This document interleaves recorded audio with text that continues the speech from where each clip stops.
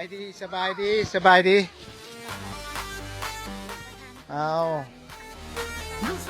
กับลูกๆเขากับลินดีสุดแล้วเนาะเมื่อนี้นะโอเคสบายดีข้าพเจ้าซื้อเวียงไซวิไลกุลประธานสโมสรวิไลกุลนาคาหรือว่า WIG นาคามาฮอดตอนนี้เขาก็มาจบละแต่ว่าเขาก็ชีได้ดีกว่าปีกายเนาะอาจจะแรง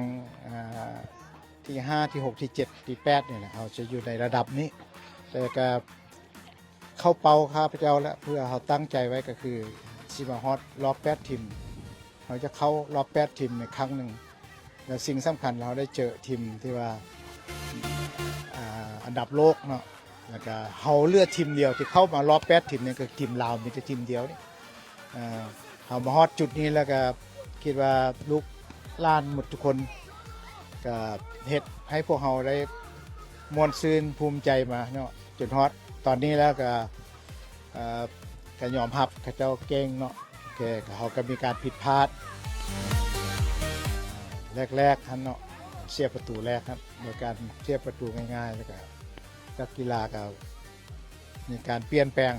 ก็บ่เป็นอย่างนั้นเป็นประสบการณ์ให้ลูกหลานเราในอนาคตต่อไปก็จะได้แก้ไขกันในที่มีปัญหาสิ่งที่พาลูกหลานพามาเทอนี้เนาะก็ได้ความสำเร็จซ้ำนี้มันภูมิใจที่สุดแล้วเราอย่าไปว่างแล้วก็บ่ได้คิดว่างว่าสิไปถึงจุดที่1ที่2ยังมีสโมสรยักษ์ใหญ่อยู่เป็นแถวเขายังสิสู้กันอยู่ก็คือสเปนนะอย่าง4ทีมเนาะสิเข้ารอบ4ทีมต้องเข้าก็สิแบ่งกันเอาแล้วตกแล้วก็ภูมิใจแล้วที่ได้มาฮอดรอบ8ทีมนี่ครับเจ้าก็ขอบใจกองสมกองเชียร์แฟนครับหมดทั้งภายในและต่างประเทศที่เห็นส่งเชียร์กำลังใจให้หลายที่สุดที่เห็นมานี่ตั้งแต่เราสร้างสโมสรขึ้นมานี้ดังนั้นข้อรายงานอีกเทื่อนึงสโมสรของเราในสุดนี้นี่มันมา U11 เนาะ U11 นี่มันคือมาครั้งที่3เนาะแต่ละครั้งก็ดีขึ้นแต่เทื่อนี้มันดีไล่เลยแหละได้มาฮอดจุดนี้นะเป็นแต่ละรุ่นบ่มันสุดเก่าได้คนใหม่เนาะมาคนเก่าก็สิมีแต่เท่าอนุสักท่านเพราะว่าปีกายเราแบกอายุมาปีก่อนก็แบกอายุมาปีนี้มันอายุแท้เราโอเคแต่ว่าก็คิดว่าบ่ได้ให้แฟนขับผิดวางไล่หรอกแต่ว่าก็พาร์ทเท่านี้เขาก็ยอมรับแล้วต่อไปขอฝากเบิ่งที่เขายังมีรุ่นU10เนาะที่จะไปแข่งขันอยู่สเปนอยู่เมืองกาตาลูเนียเป็นรุ่นน้องพวกนี้เอ็กนั่นนะU10ที่จะไปแข่งอาจจะอนุสักนี่อาจจะได้ลงเตะนำเข้าเพราะว่าเขาแทมให้ทุกทีมจะมีอายุเกินไปคนหนึ่งเสื่อติดตามชมเด้อเดือน6วันที่12 13 14 15นี่จะไปแข่งอยู่กาตาลูเนียไปแข่งอยู่สเปน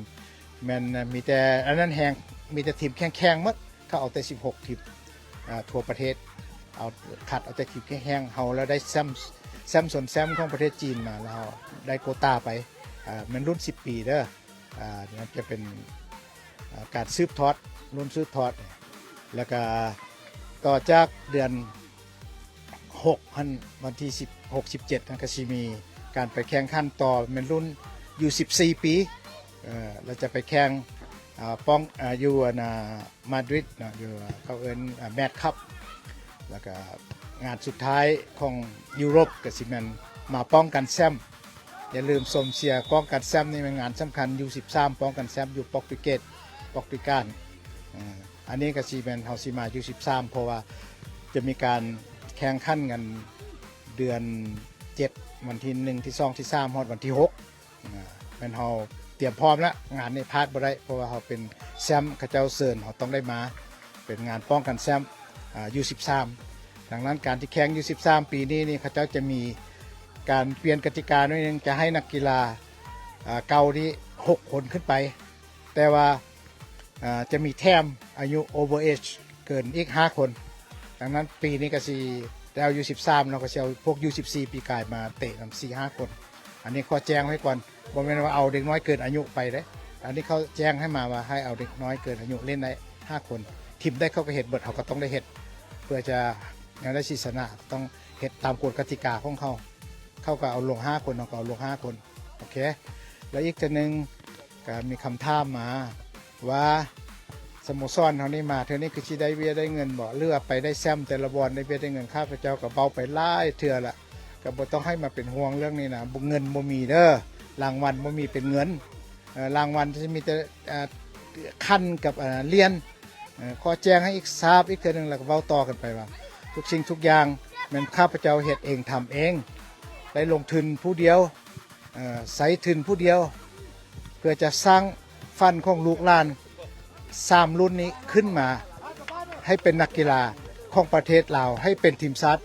สร้างมาให้ประเทศชาติสร้างมาให้ทีมชาติลาวข้าพเจ้าสร้างด้วยจิตด้วยใจด้วยน้ำใจของข้าพเจ้าและการได้ลงทุนแต่เพียงผู้เดียวบนพีไพ่ทันมาซอยข้าพเจ้าเถื่อดังนั้นขอให้เข้าใจว่าข้าพเจ้าเฮ็ดด้วยใจเพื่อเด็กน้อยลาวนี้มีโอกาสแบบนี้จะให้เข้าในโอกาสนี้เพื่อไปพัฒนาอีกแล้วก็จะให้มีประสบการณ์หลายกว่าทีมหลายประเทศที่ว่าออกแข่งขันยุโรปเอเชียแต่ละบอลจะให้ลูกๆนี่มีประสบการณ์ที่สุดในครั้งนี้แมนอาจจะผิดพลาดหน่อยนึงเฉพาะรุ่นนี้แต่ว่ารุ่นต่อไปเขาก็จะเห็นให้มันดีที่สุดดังนั้นข้อฝากอีกตัวหนึ่งบ่มีเงินคำเนอะที่ว่ามานี่ได้เบี้ยได้เงินได้คำหรือว่าได้สปอนเซอร์นะเขายังบ่มีดังนั้นก็คือจะขอบใจก็คือสนามกีฬาลานช้างสเตเดียมที่ให้ความสะดวกสบายแก่สโมสรพวกเราได้ฝึกซ้อมแล้วก็ข้อขอบใจเสื้อผ้าที่ว่าสนับสนุนวิกเตอร์เนาะแล้วก็ซิมอินฟินิตี้บ่ข้อขอบใจที่ให้ซิมมาใช้อีซิมในการถ่ายทอดสดนี้อีกเทื่อนึงลืมบ่ได้ก็คือข้อขอบใจภาครัฐการนำที่เอาใจสนับสนุนก็ข้อขอบใจเต็มที่สุดใจเลยแหละว่าการนำหลายๆทานส่งแซดกองมาให้กองสมกองเสียเนี่ยมัน